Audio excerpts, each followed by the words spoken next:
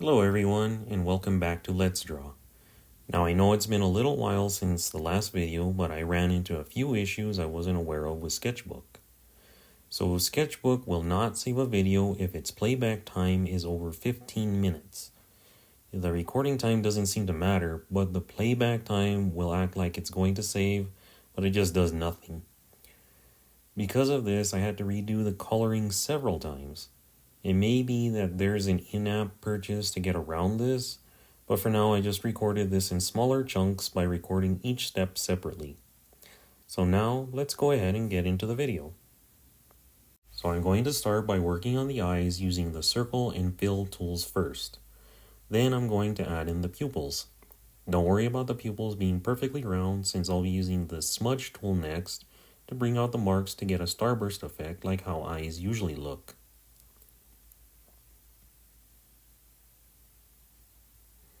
I'm going to then now use the airbrush tool to get the highlights.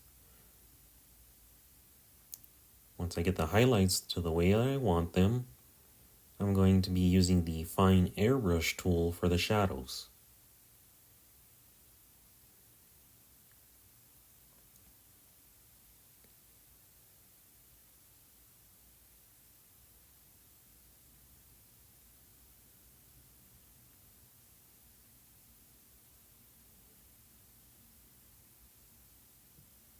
Next, I'll be adding in this cream color for the sclera, and then the airbrush tool again to get a nice white around the eyes.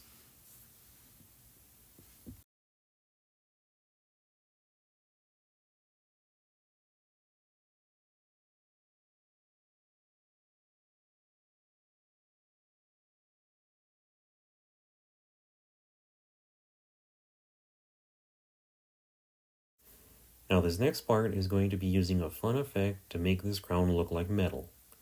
The first part is very easy. I'm just using the marker tool with the fill tool to fill in the color.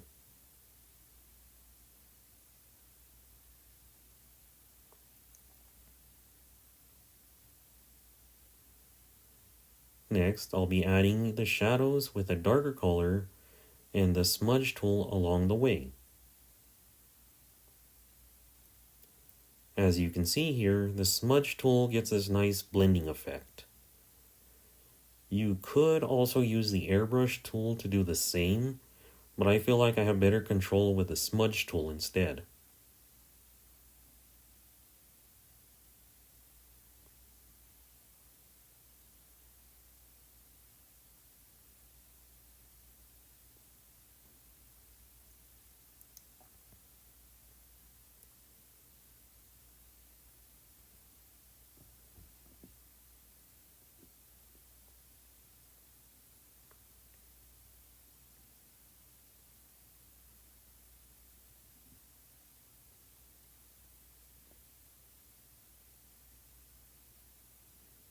Next, I'll use a lighter color and the smudge tool to get the highlights.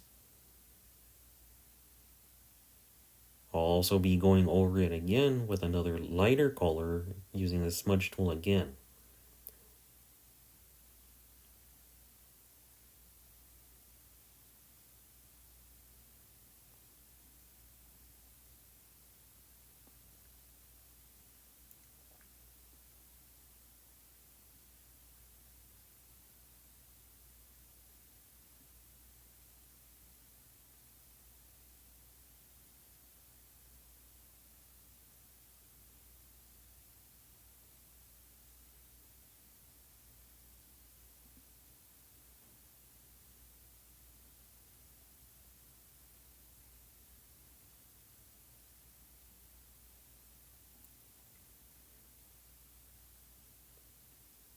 This next part is what I like doing that really gets the metal effect. What I'm going to be doing is I'll be using the glow airbrush tool using the original color that I started with and come down at an angled line. Now you see the crown gets this nice shine effect going on. The nose is basically the exact same process as the crown since it's like a silver metal, which this makes a lot of sense because Entei comes from a generation 2 that was gold and silver, So, of course, the crown is gold and the mouth faceplate is silver.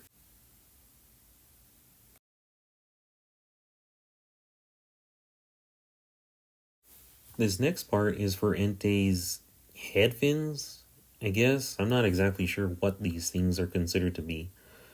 But I'll be doing the same process again by using the marker and fill tools to fill in the base color. Then I'll add in the shadows using a darker color and blend it with a smudge tool. And finally, I'll use a lighter color again and blend it as well with the smudge tool. I don't think this is a very reflective part of Entei's body, so I'm not going to use too much to highlight here, just enough to show some light hitting this part of the body. Now it's time to add in color to the craggy wings on the side of Entei's body.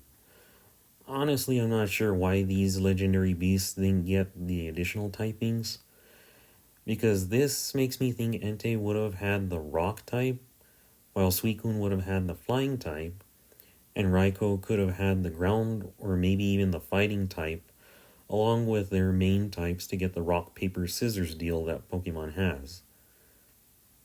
But obviously that didn't happen, even with their new paradox forms.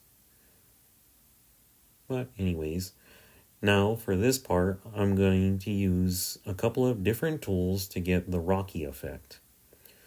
What I'm using is the pencil tool for fine lines to make the cracking on the rock material. Then I'm going over it with the dry airbrush tool to get this nice randomized pattern. On both of these, I'm using a darker color than my original color that I started with.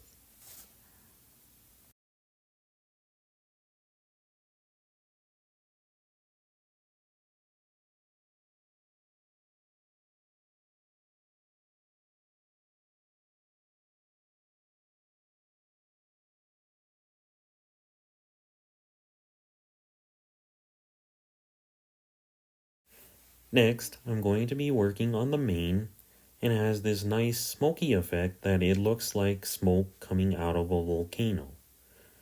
Now, this again, I'll be using the marker and fill tools to get the base color in. But instead of using the smudge tool, I'll be using the airbrush tool so that way this looks smoky. I recommend using a much darker color than the base color so that you can go over it as many times as you like so that the shading looks the way you want it to. Of course, add in a lighter color for the highlights.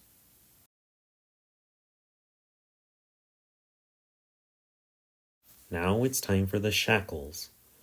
I'll be using the dry airbrush tool again to get this pitted effect to make them look like iron.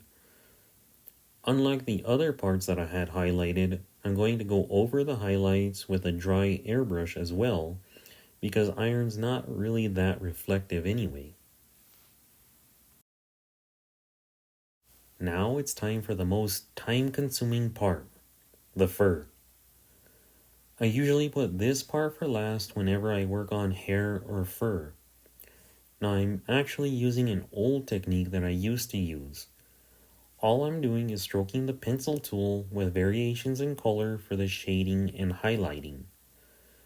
My usual style, I tend to simplify this a lot by either using a contrast shading with only using black on the marker and marking it where I think the shading would be.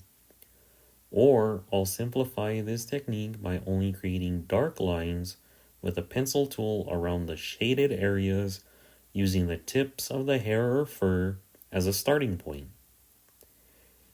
In order to get the blending effect that I want here, I'm using the airbrush tool after I get the stroking done in only the shaded areas. I do think I also did this with the highlighted areas, but not as much as the shaded parts.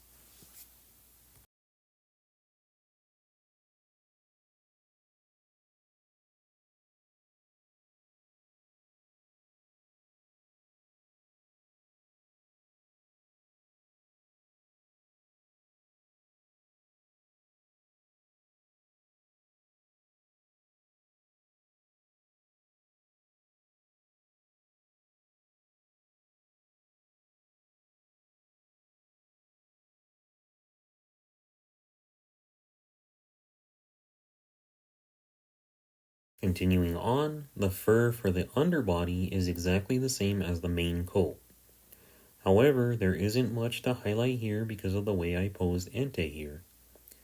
I'm also going to give Entei his tongue and teeth so that this doesn't look like Gramps Entei anymore.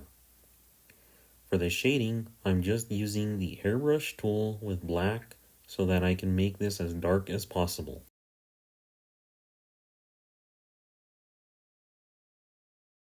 And now I'm going to finish up and color in Entei's feet.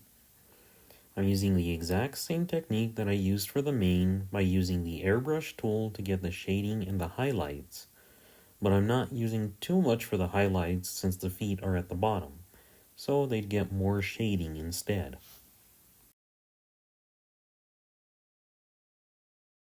So now we're finally done with this drawing of Entei. This was fun to get the coloring done using my old technique for the fur, because now this looks much more like fur instead of it being flat. I'm excited to work on the next video because that one is going to be with a character from the Super Mario series. If you've seen my artwork, you'll know which characters I tend to draw the most for fan art. So there's a general idea of what the next Let's Draw will be. I actually started to think about it while I was working on this one and have a decent start to it. I tried a couple of different versions and the second one came out much better than what I had started with. I've also got some ideas in the future that's going to be very different than me just drawing a specific character or creature. During this drawing, I got an idea for a spin-off Pokemon game that I think could really work that I'm surprised that hasn't been created yet, even as a fan project. And I'll be doing a Let's Draw series of that in the future as well. Thank you all for watching. Bye. Bye everyone.